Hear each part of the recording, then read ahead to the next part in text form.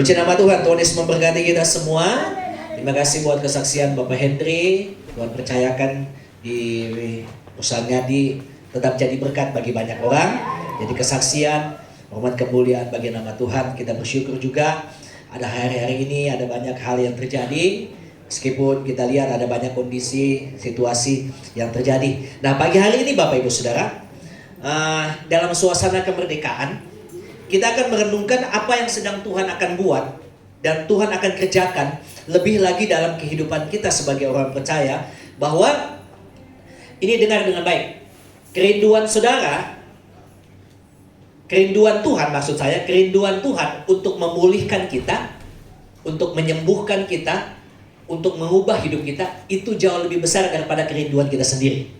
Saya ulang, kerinduan Tuhan untuk memulihkan, untuk menyembuhkan, untuk mengubahkan kehidupan kita dari semula yang tidak baik menjadi jauh lebih baik, itu lebih besar daripada kerinduan kita sendiri. Nah, kalau kerinduan Tuhan jauh lebih besar untuk melihat keadaan kita dipulihkan, nah bagian kita apa? Bagian kita adalah apa? Meresponi apa yang akan Tuhan buat atas hidup kita. Bagian kita adalah kita percaya bahwa apa yang akan Tuhan buat itu selalu mendatangkan kebaikan dan bukan kecelakaan atas hidup kita. Nah, hari ini Bapak Ibu Saudara, kita akan mengerti, kita akan belajar dari sebuah peristiwa di dalam Yesaya pasal 61 ayat 7 sampai 8. Nubuatan yang akan disampaikan melalui Nabi Yesaya, apa yang akan Tuhan buat secara khusus buat bangsa Israel pada waktu itu. Dan juga buat kita, kita percaya firman ini akan tetap berlaku dalam seluruh perjalanan kehidupan kita. Yesaya pasal 61 ayatnya yang ke-7 sampai ayatnya yang ke-8. Mari kita bangkit berdiri bersama-sama. Yesaya pasal 61, Yesaya pasal 61 ayat ke-7 sampai dengan ayatnya yang ke-8. Oke, Yesaya pasal 61 ayat 7 sampai dengan ayatnya yang ke-8. Seluruh jemaat Tuhan, kita bangkit berdiri bersama-sama. Yuk kita baca firman Tuhan. Firman Tuhan ini buat saya dan saudara. Amen. Katakan amin. Amin. Bacalah dengan suara keras sampai rohmu dengar, dan percayalah setiap kata, setiap janji ini buat kita semua. Ayo baca sama-sama Yesaya 61 ayat 7 sampai dengan ayatnya yang ke-8. 2, 3. Sebagai ganti bahwa kamu mendapat malu 2 kali lipat, dan sebagai ganti noda dan ludah yang menjadi bagianmu, kamu akan mendapat warisan 2 kali lipat di negerimu, dan sukacita abadi akan menjadi kepunyaanmu. Ayat 8. Sebab aku Tuhan mencintai hukum dan membenci perampasan dan kecurangan. Aku akan memberi upahmu dengan tepat dan akan mengikat perjanjian abadi dengan kamu. Katakan amin. Amin. Silakan duduk kembali. Ya, saudara, waktu bangsa Israel itu terbuang oleh pertolongan Tuhan, Tuhan kembalikan mereka ke tanah tempat mereka yang semula. Dan waktu mereka ada di dalam pembuangan, saudara, orang yang terhukum, orang yang ada dalam jajahan, orang yang ada di dalam penindasan, itu hidupnya gak bebas. Mereka akan ada dalam bawah tekanan, mereka akan ada di dalam namanya perbudakan, dan mereka akan berada dalam namanya sebuah himpitan. Nah, waktu Tuhan berjanji dan membawa mereka keluar dari perbudakan itu, dari sebuah ikatan, janji Tuhan ini terjadi. Tuhan akan janjikan sesuatu yang besar terjadi buat bangsa Israel. Saudara, kalau saudara baca nanti dalam perjalanan bangsa Israel, baik itu di dalam perjanjian lama maupun dalam perjanjian baru, sampai dengan sekarang, kita tetap melihat bahwa ternyata bangsa ini memang adalah bangsa pilihan Tuhan. Adalah bangsa yang dimana tangan Tuhan bekerja buat bangsa ini. Dan perhatikan, waktu bangsa ini mereka akan keluar dari tempat di mana mereka dijajah, mereka kembali kepada tempat di mana mereka akan ada di semestinya. Perhatikan, di ayat 7, ini menjadi sebuah nubuatan. Dan ini sedang dijanjikan, sedang terjadi buat bangsa Israel secara fisik. Dan saya berdoa, ini juga terjadi buat kita semua. Terjadi buat kita semua. Kenapa? Karena hari-hari ini saudara ada banyak himpitan, ada banyak pergumulan yang kita hadapi. Kita tidak tahu apa yang akan kita harus melewati. Tapi dengar dengan baik, hari ini ada janji Tuhan buat kita semua. Saudara dengar dengan baik, kalau bangsa ini secara fisik Tuhan bisa bebaskan dengan tangan Tuhan. Masakan saya dan saudara, tangan Tuhan tidak mampu untuk bebaskan kita. Tuhan akan mampu untuk keluarkan kita dalam sebuah kondisi keadaan yang kadang-kadang kita berteriak hari-hari ini, dan Tuhan sanggup. Nah, apa? Ayat 7 di situ dia bilang begini. Sebagai ganti bahwa kamu mendapat malu 2 kali lipat. Perhatikan, kita pernah dapat malu, kita pernah dipermalukan, ataupun mungkin kita dalam keadaan yang paling terpuruk. Kan saksian Pak Henry, maaf, dari keadaan yang berkecukupan harus turun dalam keadaan yang terpuruk. Betul tidak Pak ya? Dalam keadaan yang semestinya tidak ada hal-hal apa. Tapi dengar dengan baik, ini yang Tuhan mau janjikan.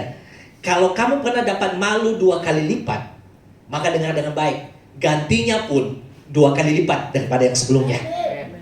Tuhan bilang apa? Sebagai ganti bahwa kamu mendapat malu 2 kali lipat, dan sebagai ganti noda dan ludah yang menjadi bagianmu. Orang cemooh kita, orang gak anggap kita, ngadesung, masa depan suram, gak punya harapan, gak punya hidup. Orang-orang akan lihat kita sebelah mata. Tapi dengar dengan baik, semua itu Tuhan akan gantikan. Semua Tuhan gantikan. Cemoohan orang, orang anggap remeh kita, orang lihat kita punya masa lalu, semuanya yang hitam-hitam orang taruh di hidup kita. Tapi dengar dengan baik, nggak selamanya Tuhan tutup mata buat kita. Nggak selamanya Tuhan itu pandang rendah orang yang hancur hati datang kepada Tuhan. Selalu hidupnya pasti akan dapatkan anugerah dan hidupnya pasti dipulihkan. Makanya Tuhan bilang gini, dan sebagai ganti noda dan ludah yang menjadi bagianmu. Sama-sama kita baca 2, 3. Kamu, apa saudara? Akan mendapat warisan 2 kali lipat di negerimu, dan sukacita abadi akan menjadi kepunyaanmu. Sama-sama bilang begini, Tuhan ganti 2 kali lipat. 2, 3. Tuhan apa? Tuhan ganti 2 kali lipat. Apa yang hari-hari ini pernah hilang atas hidup saudara? Yang kadang-kadang hari ini sedang alami. Mungkin kesehatan kita, kondisi kita, keuanganmu, ekonomimu, keluargamu, pekerjaanmu, semuanya orang bilang sudah hilang, gak ada harapan. Kemarin beberapa minggu yang lalu Bapak Jokowi ketemu sama pemimpin besar bangsa, mereka prediksi tahun 2023 itu tahun kegelapan. Ya Pak, tahun kegelapan, ekonomi akan suram, bahan-bahan makanan akan susah didapat, apalagi ada banyak peperangan, semuanya stok-stok bahan makanan terhambat, semuanya hilang, semuanya habis. Dunia ada di dalam yang namanya keputusasaan saat-saat ini. Hari ini saya mau bilang, dunia boleh ada dalam segala sesuatunya, tapi firman Tuhan dibilang begini, kerajaan Tuhan tidak akan lepas untuk selama-lamanya, tetap untuk selama-lamanya. Nah, apa yang akan Tuhan buat? Apa bagian kita? Dia bilang begini, kamu akan mendapat warisan 2 kali lipat, ganti noda yang sebelumnya kamu dialami. Hari ini, kalau engkau pernah berdoa, Tuhan pulihkan kesehatanku, Tuhan mau bilang, Tuhan gantikan 2 kali lipat atas hidupmu. Tuhan gantikan 2 kali lipat. Pulihkan ekonomiku, pekerjaanku yang pernah hilang, segala sesuatunya, malu yang pernah ada, harapan akan masa depan. Tuhan mau bilang 2 kali lipat. Kenapa Tuhan bilang selalu 2 kali lipat? Angka 2 itu selalu berbicara tentang yang namanya penyertaan. Sama-sama bilang penyertaan. 2, 3. Penyertaan. Kalau angka 2 kali lipat berarti begini, keadaanmu yang dipulihkan, di sana ditambah ada Tuhan bersama dengan saudara. Kesehatanmu dipulihkan plus ada Tuhan di sana. Keluargamu dipulihkan plus ada Tuhan di sana. Keluargamu dipulihkan, ekonomimu, apapun tetap ada Tuhan. Apa gunanya kalau kesehatanmu dipulihkan gak ada Tuhan? Apa gunanya kalau ekonomi kita hari ini dipulihkan tanpa kehadiran Tuhan? Tapi saya mau bilang, kita dipulihkan lengkapnya, keluarga kita dipulihkan, rumah tangga kita dipulihkan, pekerjaan kita dipulihkan, plus ditambah kehadiran Tuhan. Itu jauh lebih cukup daripada apapun. Ingatlah Bapak Ibu Saudara. Dan apa saudara? Dikatakan, dia bilang begini, dan sukacita abadi akan menjadi kepunyaanmu. Nah, waktu kita mengalami yang namanya pemulihan daripada Tuhan, kita akan mengalami sebuah campur tangan Tuhan yang besar. Kalau saudara mau dengar apa tema khotbah di hari ini, tema khotbahnya sama dengan tema kemerdekaan tahun ini, yaitu apa? Pulih lebih cepat, bangkit lebih kuat. Katakan amin. Amin. Pulih lebih cepat. Pulih lebih cepat, bangkit lebih kuat. Waktu disampaikan kenapa bangsa ini kemerdekaan 77 dipilih tema ini. Sebab 2 tahun bangsa ini mengalami pandemi. Bangsa yang lain mengalami pandemi. Tapi kita lihat, ada banyak bangsa yang satu dengan satu jatuh. Kita lihat Bapak Ibu Saudara, kalau saudara nonton berita di hari-hari ini, Pakistan, apakah Pakistan sampai dalam tahap resesi yang paling parah. Bahkan orang demo pemerintahannya, bahkan mereka bisa masuk sampai di istana negara. Mereka bisa duduk di kamar pribadinya presiden, di tempat tidurnya. Presidennya kemana? Lari. Tinggalin rakyatnya. Tinggalin rakyat, dan mereka berada di resesi ekonomi yang paling parah dalam sejarah mereka. Tapi bangsa-bangsa berjatuhan, bangsa-bangsa berguguran, bangsa-bangsa banyak mengalami gejolak, termasuk juga bangsa dan negeri kita. Tapi lihat dengan baik, ternyata tangan Tuhan tidak meninggalkan bangsa ini. Tangan Tuhan tidak tinggalkan bangsa ini. Tuhan pulihkan. Ada banyak kesaksian orang-orang yang dulunya sebelum pandemi ekonomi berjalan dengan baik, buka kios dengan baik, buka toko, semuanya berdagang dengan baik. Tapi waktu 2 tahun jalan, semuanya mandek. Semuanya seakan-akan seperti mereka tidak duga itu peristiwa terjadi. Tapi dalam 2 tahun itu, di sana ada tangan Tuhan bekerja. Tangan Tuhan bekerja. Di sana kita dengar kesaksian, ada banyak orang yang justru dalam masa pandemi mereka alami pertolongan Tuhan. Dalam 2 tahun mereka mengalami campur tangan Tuhan. Bahkan tidak heran, dalam 2 tahun masa pandemi ini mereka berkesaksian bahwa ternyata semua yang dipunya selama ini nggak bisa tolong. Yang nolong hanya Tuhan saja. Amin, saudara. Hanya tangan Tuhan. Hanya tangan Tuhan yang memulihkan. Itulah sebabnya Tuhan mau katakan begini, kalau semuanya kamu pernah dapat malu, kalau pernah mendapatkan kehinaan, semuanya hilang atas kehidupanmu. Lalu kemudian ketika warisan itu disampaikan, dengar dengan baik, ada tambahan yang Tuhan mau beri. Dia bilang begini, dan sukacita abadi akan menjadi kepunyaanmu.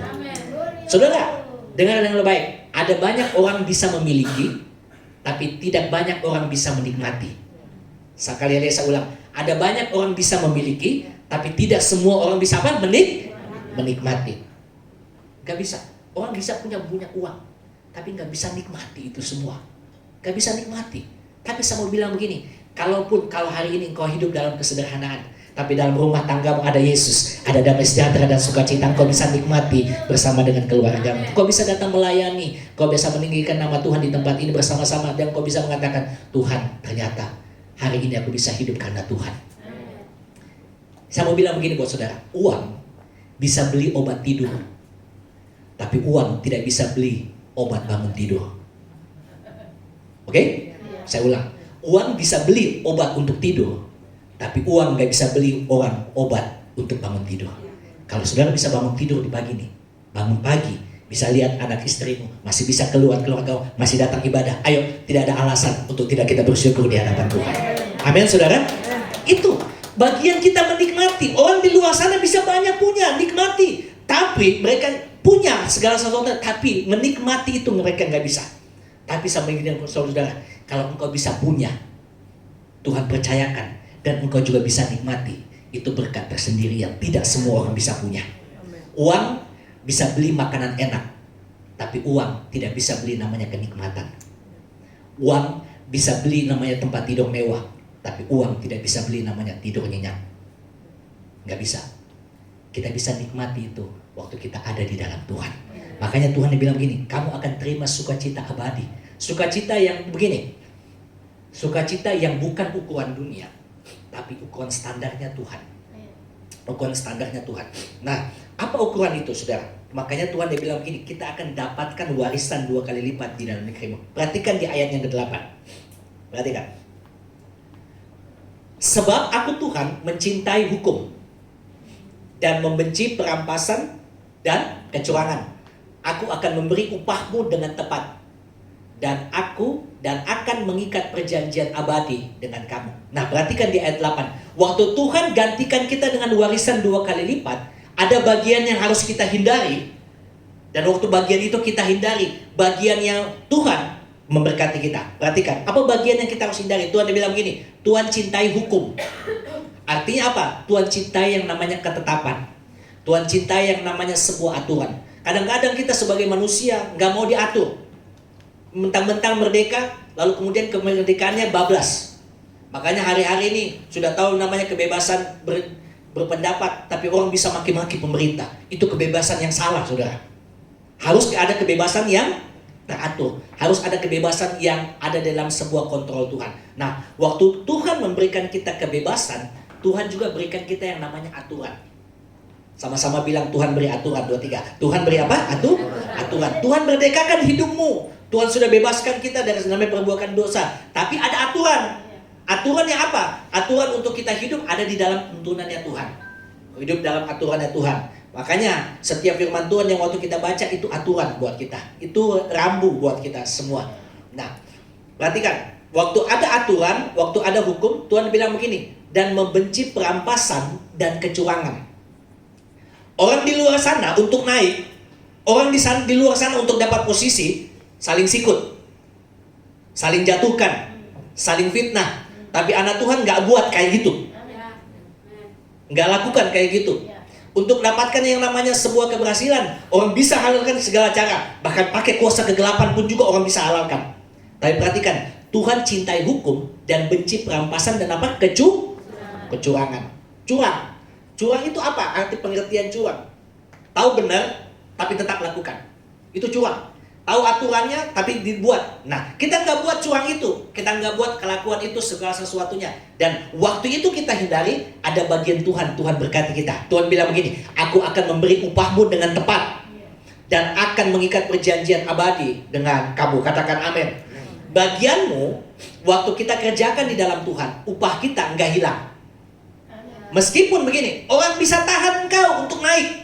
Orang bisa tahan kita untuk bisa berkembang. Orang bisa tahan kita untuk kita naik posisi. Orang bisa tahan, tapi dengan pasti Tuhan nggak bisa tahan. Yang punya kuasa peninggian dan promosi itu datangnya daripada Tuhan. Makanya saya mau bilang begini buat saudara, kalau kita jalan dengan caranya kita, dengan jalannya Tuhan, dengan Tuhan bilang begini, upahmu aku akan beri dengan tepat. Dengan tepat, saudara. Berbicara dengan tepat ada dua hal. Tepat yaitu apa? Bagian kita tidak akan berkurang. Dan yang kedua, tepat adalah apa? Waktu Tuhan mengangkat, tepat pada waktunya dengan cara Tuhan, bukan dengan cara kita. Kasihan Pak Hendri, harus mulai dari office boy. Harus mulai dari tahap dari bawah. Kenapa kadang-kadang Tuhan waktu mau angkat kita, Tuhan angkat kita dari paling bawah sekalipun, supaya kita belajar mengerti bahwa untuk naik di atas perlu kerendahan hati mulai dari bawah. Amin saudara. Gak mungkin kita harus dari atas. Bisa tidak Tuhan angkat kita mulai hari ini sampai di atas? Bisa. Tapi kadang-kadang bisa waktu kita di atas kita bisa sombong. Tapi waktu kita belajar dari bawah, merangkak pelan, dan pada waktu kita di atas ada sanjungan, ada pujian, kita akan bilang begini, ini semua datang dari Tuhan. Amin saudara. Ini semua datangnya daripada Tuhan. Kalau usahamu diberkati, engkau dulu mulai dari paling bawah, harus bangun pagi-pagi, harus keringat-keringat pagi-pagi, saudara harus ke pasar, harus buka toko, saudara harus pagi-pagi bangun doa dulu, bangun bersama dengan keluarga, nyimpan segala sesuatunya. Dan kalaupun sampai pada level ini, engkau akan tetap memandang Tuhan. Semua karena kebaikanmu saja, semua karena anugerahmu. Maka tidak ada satupun noda kesombongan yang kita bisa beri di hadapan Tuhan. Kenapa? Karena semuanya karena anugerah Tuhan. Kita akan bisa bilang, besar anugerahmu, melimpah kasih-Mu, semakin hari semakin bertambah. Apa saudara? Besar anugerahmu, besar anugerah. Dan pada waktu upah kita diberikan dengan tepat. Ini yang ajaibnya dan luar biasanya. Tuhan itu buat perjanjian pribadi lepas pribadi, saya dan saudara dengan Tuhan. Tuhan bilang gini, dan akan mengikat perjanjian abadi dengan kamu. Tahukah saudara, di dalam Alkitab, di semua makhluk, di semua ciptaan Tuhan, Tuhan tidak pernah ikat perjanjian dengan gunung. Tuhan gak pernah ikat perjanjian dengan binatang yang ada di hutan. Tuhan ciptakan, Tuhan buat perjanjiannya khusus dengan siapa? Dengan saya dan saudara. Kenapa? Waktu Tuhan buat kita yang namanya mengikat perjanjian abadi. Karena Tuhan tahu satu-satunya. Saudara nanti baca di Kejadian ya. Waktu Tuhan ciptakan Kejadian di dalam penciptaan, dengar. Waktu Tuhan ciptakan langit dan bumi, Tuhan apa? Berfirman, jadilah terang. Tuhan ngomong, jadilah gelap. Semuanya Tuhan ciptakan dengan apa saudara? Mulutnya. Tuhan ciptakan dengan firman-Nya. Tapi perhatikan, waktu Tuhan ciptakan saya dan saudara, Tuhan gak firman. Tuhan gak dulu firman. Tuhan apa? Tuhan turun tangan. Tuhan bentuk kita dari tanah. Tuhan bentuk kita. Tuhan bentuk kita. Tuhan bentuk. Dan setelah Tuhan bentuk, Tuhan hembuskan nafas. Nafas hidup buat kita. Artinya, ciptaan yang lain beda. Kita dispesialkan oleh Tuhan. Saya ulang, ciptaan yang lain beda. Kita dispesialkan oleh Tuhan. Kenapa? Karena roh Tuhan langsung dihembuskan di hidup kita. Dan pada waktu itu, Tuhan sedang menaruh benih ilahi atas hidup kita. Benih ilahi untuk apa, saudara? Benih ilahi untuk berjalan dalam tuntunan Tuhan, berjalan di dalam sebuah rencana Tuhan yang besar. Saya kemarin baca sebuah buku.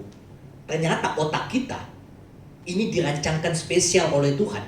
Dirancangkan untuk bukan hidup dalam ketakutan, panik, tapi hidup dalam pikiran kita ini sebenarnya. Kalau kita tahu, otak kita dirancangkan semuanya.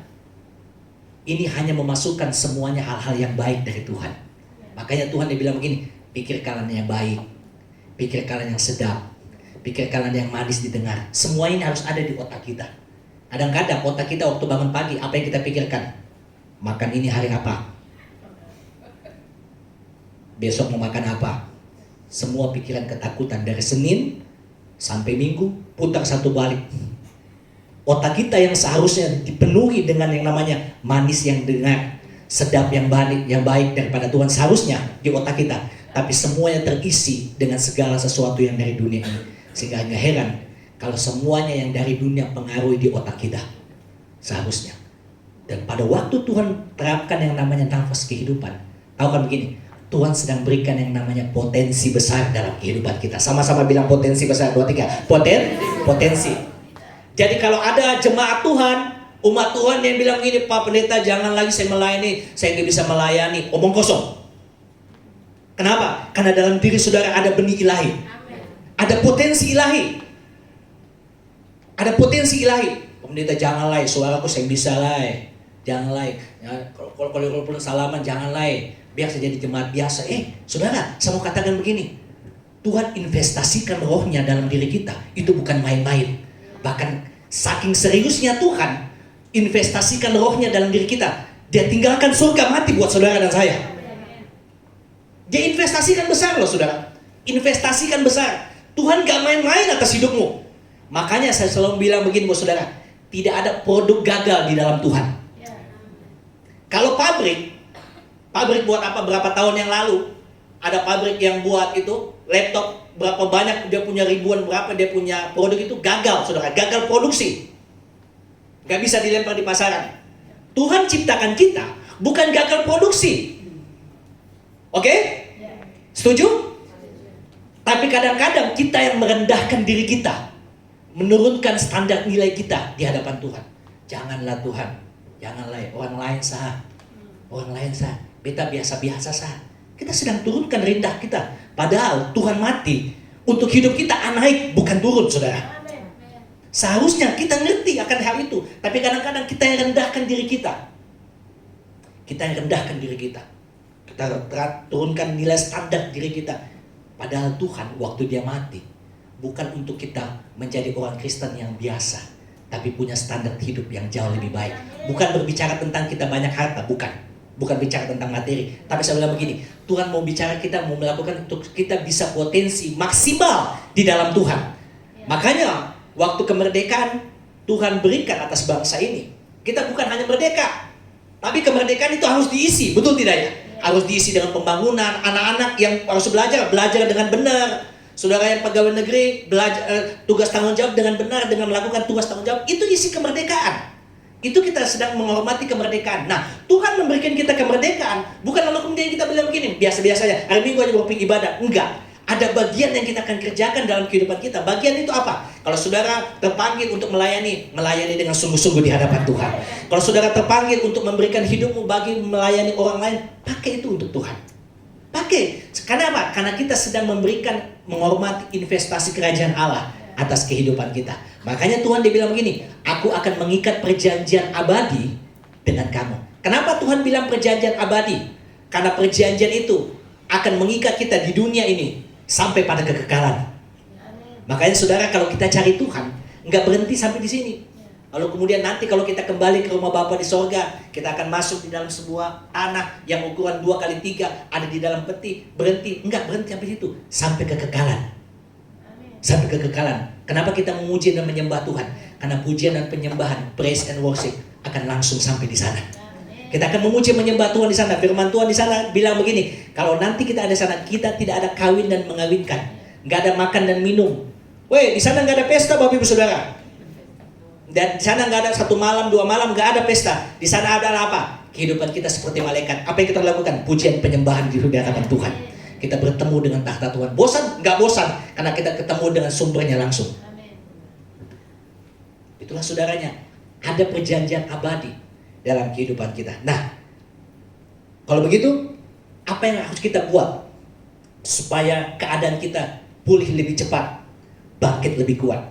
Yang pertama, seperti yang tadi kesaksian Pak Hendri, lakukan segala sesuatunya berjalan dengan iman. Sama-sama katakan, amin. Berjalan dengan iman. Nah, kenapa kita perlu iman? Karena iman adalah sebuah pendorong yang kuat.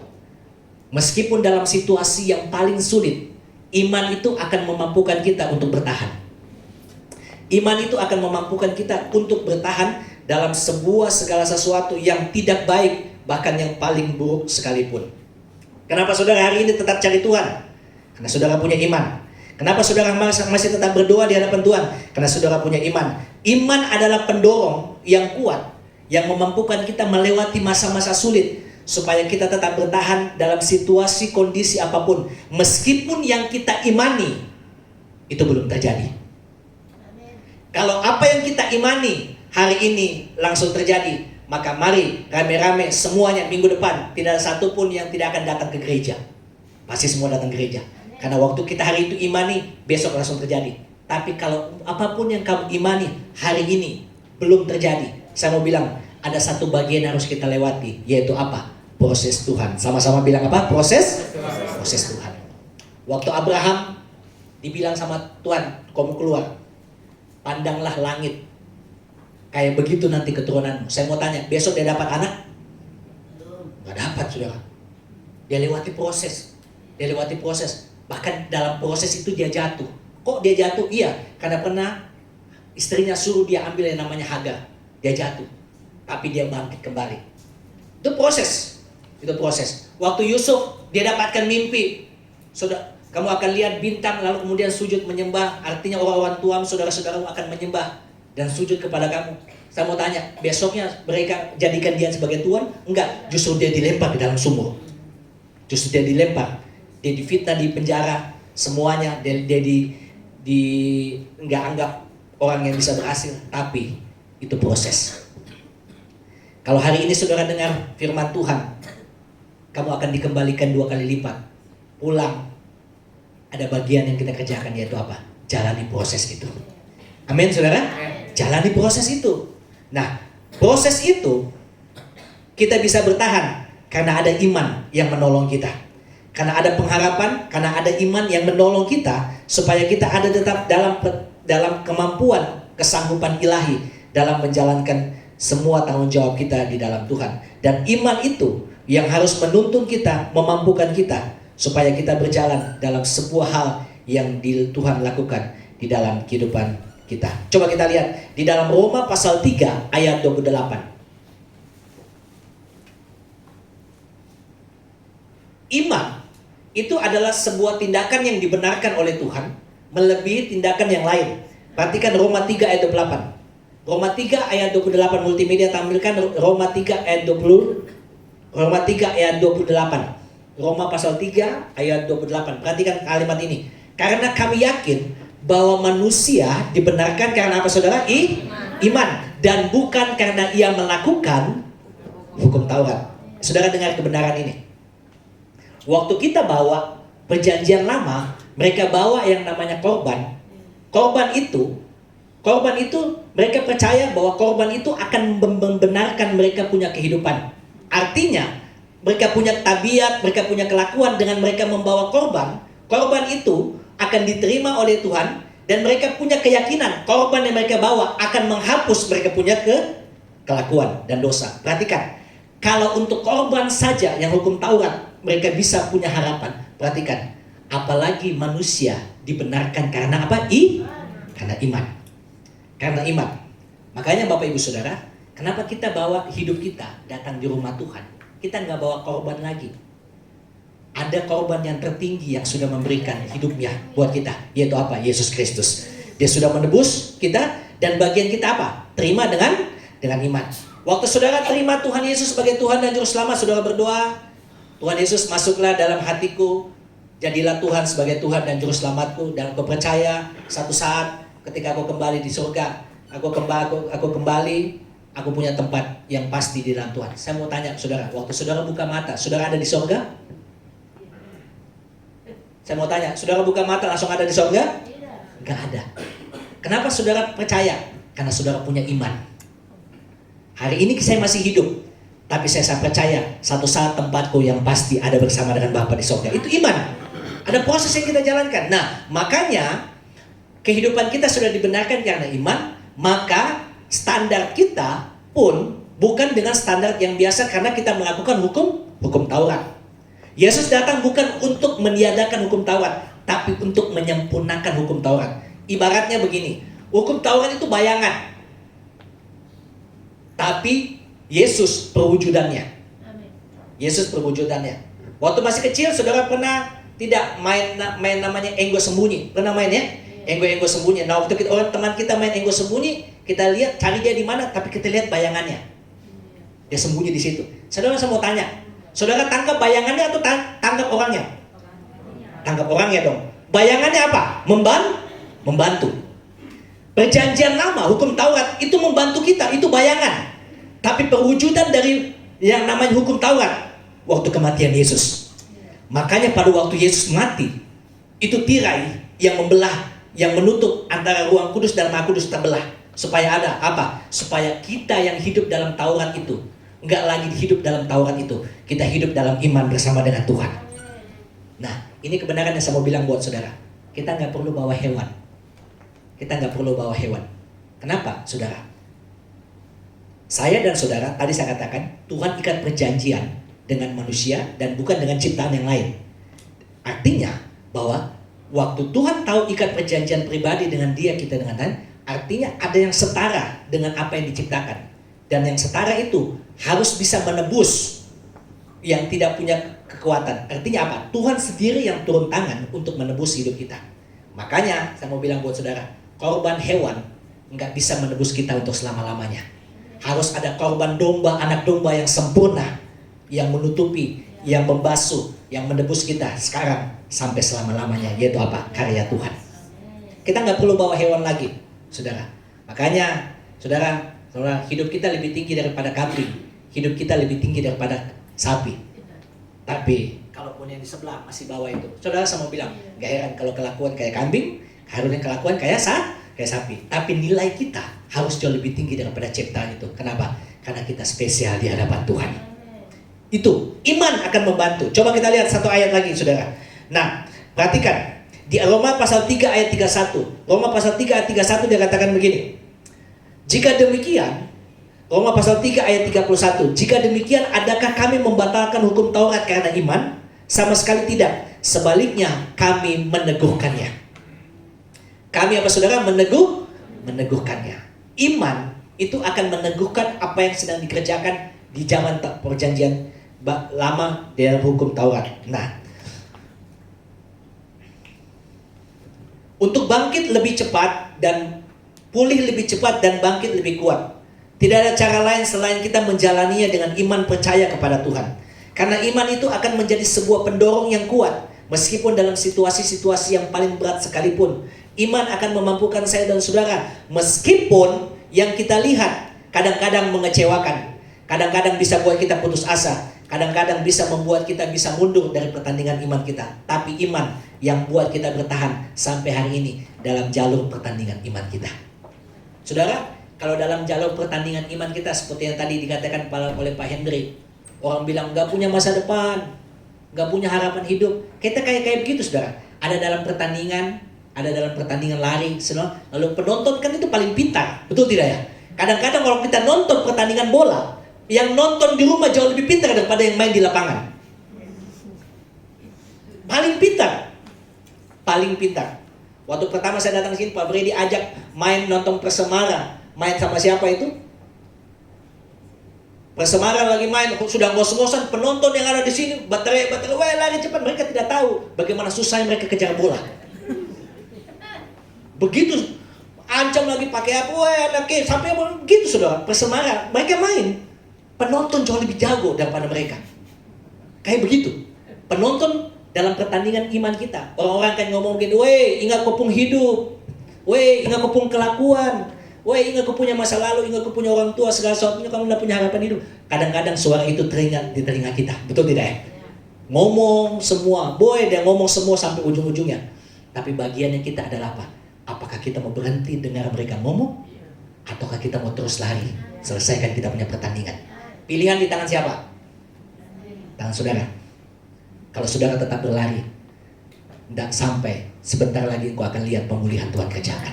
Kalau engkau dengar banyak orang ngomong, saudara sama bilang begini, kalau orang hari ini ngomong A sama diri saudara, besok orang tidak akan ngomong A lagi, mereka bisa ngomong B. Artinya orang bisa nilai baik kalau saudara hari ini, besok penilaian itu berubah. Jangan bergantung dengan penilaian orang, bergantung dengan apa yang Tuhan katakan atas kehidupan. Berjalan dengan iman, jalan dalam segala sesuatu yang Tuhan kerjakan dalam seluruh pertandingan iman kita. Dan iman akan memampukan kita untuk punya lutut yang teguh, tangan yang kuat, hati yang tetap teguh, untuk tetap melihat bahwa tidak ada pertolongan lain selain hanya di dalam Tuhan saja. Iman itu akan bantu. Yang kedua, bagaimana caranya supaya kehidupanmu bisa pulih lebih cepat, bangkit lebih kuat? Sama-sama katakan begini, belajar untuk menabur. 2, 3, belajar untuk apa? Menabur. Sama-sama katakan lebih lagi, belajar untuk menabur. 2, 3, belajar untuk apa saudara? Menabur. Belajar untuk menabur. Jangan pernah konotasikan menabur itu hanya identik dengan kita tabur finansial. Enggak. Ada bagian yang lain yang bisa kita tabur. Kalau saudara hari ini bisa investasikan waktumu cari Tuhan, itu taburan. Saya ulang, kalau saudara hari-hari ini dalam kesibukanmu, dalam pergumulanmu, dalam tekanan hidupmu, engkau punya waktu, berikan waktu untuk Tuhan. Saya mau bilang, itu taburan saudara. Taburan saudara. Kau lagi sibuk dalam segala sesuatunya, lalu kemudian kau punya waktu, meskipun waktu itu mungkin hanya 10 menit, 15 menit, tapi kau akan punya waktu begini. Lebih baik satu hari di pelataranmu daripada 1000 hari di tempat lain. Apa untungnya kita cari Tuhan? Tuhan bilang begini, memujimu, menyembahmu, Kau Allah yang hidup, dan menikmati semua kemurahan-Mu. Seorang anak dia tanya sama mamanya, Ma, kenapa kalau setiap jam siang sudah selesai masak, Mama sempatkan untuk doa? Malam kita sudah lagi tidur siang, lagi tidur malam, sudah nyenyak-nyenyaknya, Mama ada waktu untuk berdoa. Apa yang Mama dapatkan? Mamanya dia bilang, Mama gak ada apa-apa, malah semuanya hilang. Hah? Kok hilang? Mama gak ada apa-apa? Iya, Mama gak ada apa-apa. Lalu apa yang hilang dari Mama? Waktu Mama berdoa di waktu siang, malam cari Tuhan, hilang Mama punya marah-marah sama kalian. Hilang Mama punya marah-marah sama Bapak. Hilang Mama punya marah-marah kesombongan, tinggi hati. Semuanya hilang. Hilang semua. Kenapa? Itu taburan. Waktu kita berdoa, tinggi hati kita hilang. Yang ada kita belajar untuk rendah hati. Itu hilang. Mamanya, anaknya bilang begini, dia ingat. Iya ya. Setiap pagi Mama kalau bangun, bukan khotbah yang kita dengar, ceramah. Kalau perlu pakai doa. Tapi waktu Mama ada waktu dalam doa, kita lihat Mama semakin rendah hati. Wow. Kita lihat Mama semakin sabar sama katong, semakin sayang sama keluarga. Hilang kita punya apa? keakuan kita, tinggi hati kita, kesombongan kita, itu investasi, itu taburan. Alkitab bilang begini, orang yang menabur dengan mencucurkan air mata pasti pulang bawa berkas-berkasnya. Kalau hari ini saudara cari Tuhan, masalahku di rumah belum beres, cari Tuhan. Bukan berarti saudara tinggalkan pekerjaan, enggak. Saudara lalai dengan tanggung jawab, bukan. Waktumu, meskipun ada dalam tekanan, kau punya hati, tetap ada waktu. Tuhan, terima kasih. Ini bagian aku bisa berikan dia waktuku di hari ini. Dalam kesibukan, dalam apa aku bisa beri. Meskipun ini mungkin apa yang doaku, kamu belum mendapatkan apa-apa. Robert Liardon bilang begini, meskipun doaku belum dijawab, tapi Tuhan jawab yang lain. Meskipun sakitku Tuhan belum sembuhkan, tapi bagian yang lain Tuhan jawab. Meskipun ekonomiku Tuhan belum pulihkan, tapi di bagian lain Tuhan kerjakan. Waktu ditanya, kenapa? Iya, pada waktu ekonomiku belum dipulihkan, bagian yang lain Tuhan buka jalan. Tuhan berikan saya pekerjaan yang baik supaya saya bisa pulihkan ekonomiku. Itu jalan Tuhan. Kesehatanmu belum dipulihkan, tapi aku punya waktu untuk datang kepada Tuhan. Itu Tuhan jawab doanya. Bisa tidak sehari-hari ini Tuhan sembuhkan sakit kita? Sangat bisa. Tapi sangat bisa juga kita bisa lupa akan Tuhan. Kalaupun hari ini doamu belum dijawab, tapi di bagian lain Tuhan jawab yang lain, bersyukur. Itu cara Tuhan untuk menolong kita. Lakukan. Taburan selalu berbicara tentang yang namanya korban. Sama-sama bilang korban. 2, 3, korban. Selalu berbicara tentang yang namanya korban. Taburan itu selalu berbicara tentang yang namanya air mata. Tidak ada orang yang menabur tanpa ada yang namanya korban, tanpa ada yang namanya air mata di sana. Selalu ada korban yang selalu kita berikan dalam seluruh kehidupan kita. Tetapi tahukah Bapak Ibu Saudara, setiap taburan kita yang benar, takaran kita yang benar dalam taburan kita, selalu akan mendatangkan sebuah hal yang besar bagi kerajaannya. Dan itu akan menjadi benih yang mungkin hari ini mati, tapi benih itu satu saat akan tumbuh. Dan banyak orang akan berteduh di dalam benih yang tumbuh itu, saudara. Kita lihat bagaimana orang-orang yang dahulunya, pendahulu kita, orang-orang yang dengan giat memberitakan Injil Tuhan, orang-orang yang dengan giat mereka datang cari Tuhan, mereka ajak anak-anak Tuhan ada di pelosok-pelosok yang lain, mereka beritakan nama Tuhan, segala sesuatunya. Mereka menabur dengan sana dengan baik, dan pada akhirnya kita bisa menikmati Injil hari ini dengan baik juga di tanah ini. Semuanya karena apa? Karena ada orang-orang yang menabur. Nah, tahu kan saudara, waktu kita menabur, di sana Tuhan menggerakkan hati kita untuk kita bukan memberikan benih yang biasa, tapi benih yang terbaik. Karena kita tahu benih yang terbaik dan benih yang biasa itu hasilnya pasti berbeda. Benih yang terbaik yang pasti akan kita taburkan, meskipun sama-sama dengan benih yang kurang baik ditanam lalu kemudian mati, tapi pada waktu mereka bertumbuh, benih itu akan kelihatan mana benih yang berkualitas dan benih yang biasa-biasa saja.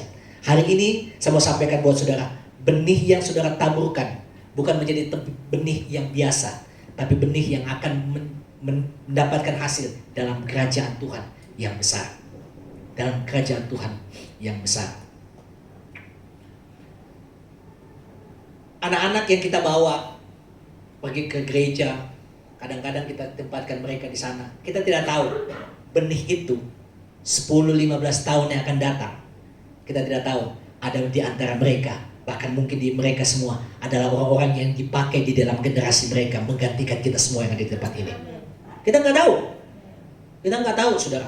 Benih-benih itu, orang-orang itu ada di situ, saudara. Tapi itu akan menjadi benih yang pasti akan bertumbuh besar dalam kehidupan mereka. Waktu berapa bulan lalu saya pergi kita ada seminar di GKRI. Waktu mau makan malam di belakang itu, di ruangan belakang, lalu Bapak Roy dia bilang begini, Buset, ini kuburannya 2 martir yang kemarin itu dibantai di sana, saudara. Ada 2 anak, karena mereka punya kondisi mayat sudah hancur-hancuran, orang tuanya mau datang ambil, tapi Bapak Roy bilang tahan di situ ditanam, karena mereka nggak bisa ditanamkan bukan ditanam, dikuburkan dengan layak. Akhirnya apa terjadi? Mereka disatukan berdiri, disatukan. Dan ketika mereka disatukan, waktu digali itu bukan tanah tapi batu karang.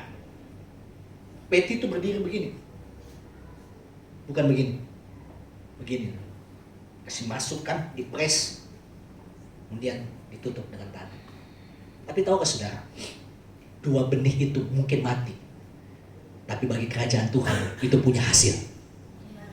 Punya hasil. Punya hasil. Beliau cerita begini, tahu tidak Pak Buset? Waktu benih itu mati, banyak orang-orang Katolik yang mereka kuburkan di situ. Mereka baru mengerti arti yang namanya salib ikut Tuhan. Ikut salib Tuhan. Jadi, saudara, kalau kita mau ikut salib Tuhan, itu mati daging, bos. Amin. Mati. Mati. Salah seorang anak muda yang tanam itu dipanggil waktu dalam kerusuhan lagi mabuk-mabuk, saudara. Suruh tanam. Waktu itu selesai mabuk, dia bilang ini Pak Pendeta, ini botol-botolku beta lepas. Beta saya bisa lihat orang kayak gini. Saya belum sampai tahap kayak begini. Bagaimana kalau saya sudah dianiaya kayak model begini? Mungkin saya bisa tinggalkan Tuhan. Di sana Tuhan bekerja, bos. Benih itu mungkin mati. Benih yang kita berikan mungkin hari ini bisa mati. Tapi benih itu akan bisa dinikmati oleh banyak orang lain. Dan benih itu akan mendatangkan kemuliaan bagi nama Tuhan. Kalau saudara bisa menabur dengan benih yang saudara dipercayakan atas hidupmu, saya mau bilang, benih itu mungkin akan mati, tapi benih itu akan selalu hidup bagi kerajaan Tuhan, bagi kemuliaan nama Tuhan. Saudara mungkin ajak orang hari ini datang Tuhan, cari Tuhan. Orang itu mungkin kita lihat biasa-biasa aja, biasa-biasa saja ibadahnya, mungkin biasa-biasa, mungkin Senin Kemis juga datang ibadah atau apa, ini biasa-biasa saja. Tapi dengar, cara Tuhan, setiap benih yang kita tabur pasti akan menuai hasil dalam kehidupan kita. Menabur dengan benar, menabur dalam hidupmu, apapun yang saudara dipercayakan Tuhan, saudara menabur dengan sukacita. Meskipun di situ ada air mata, ada air mata yang kita korbankan, ada korban yang kita berikan dalam seluruh perjalanan kehidupan kita. Waktu Tuhan ada di bait suci, orang-orang bawa korban, ada seorang janda bawa 2 peser. Saudara tahukah arti 2 peser? 2 peser itu kalau dirupiahkan, saudara tahu nominalnya 25 rupiah. Mungkin lebih rendah lagi daripada itu. Tapi waktu itu dia bawa, Tuhan bilang begini, yang dibawa oleh wanita ini jauh lebih besar. Kenapa? Karena dia bawa dari kekurangannya. Kita bisa beli, kita bisa nabur, kita bisa beri. Waktu kita ada dalam kelimpahan. Tapi waktu kita dalam kekurangan, yang benih yang kita beri, itu korban, saudara. Amin. Itu korban. Itu korban. Korban. Pak Alex, waktu mamanya terima hamba Tuhan, terima datang di rumahnya, pulang hamba Tuhan itu ke pelosok, mamanya kasihkan beras, kasihkan gula, kasihkan uang sedikit di dalam amplop. Pak Alex bilang begini, "Ma, buat katong, buat kita di mana? Kita juga butuh. Sementara di dapur juga kurang."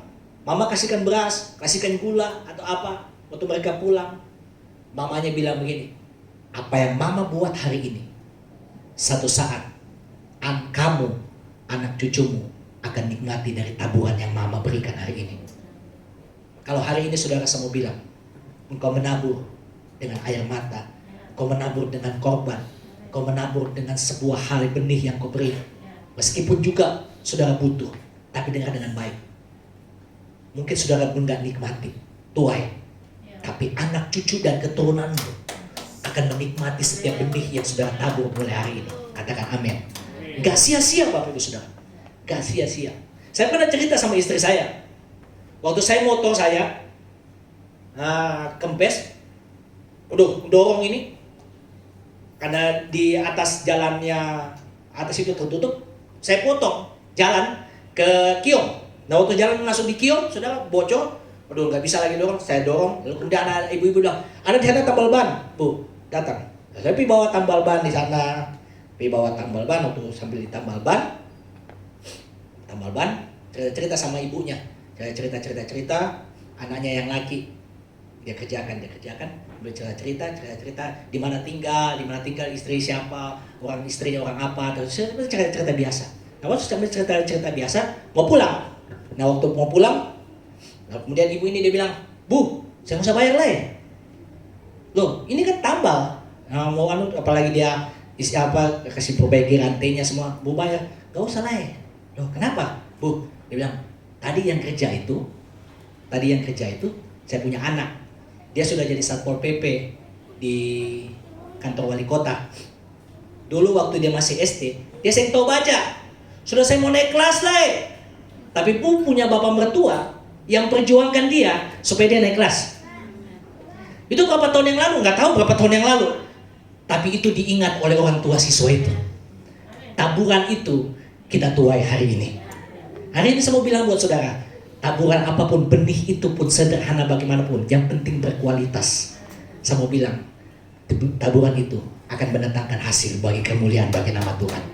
Selalu mendatangkan kemuliaan bagi nama Tuhan. Makanya Tuhan dibilang gini, kalau keadaanmu bisa pulih dengan cepat, bangkit lebih kuat. Yang pertama, jalan dengan iman. Pak Hendri bisa memulainya dengan iman. Mau ngapain tinggalin Jakarta? Di sini nggak tahu bentuknya tual itu bagaimana. Saya waktu mau datang di tual ini, Pak Freddy dia bilang, kau cari di Google modelnya tual itu gimana. Nah, saya cari di internet, yang saya lihat jembatan, yang saya lihat bandara, yang saya lihat cuma pantai. Cuma Pak, cuma ini saja. Dia bilang, ada banyak yang lain, coba kau cari, kau searching tentang yang namanya tual Maluku Tenggara. Di sana kau cari, searching, tarik. Semuanya kita cari tentang tual. Ngapain? Tinggal. Tapi itu rencana Tuhan. Taburan kita mungkin kita bisa datang ini. Kita nggak tahu apa rencana Tuhan kita ada di tempat ini.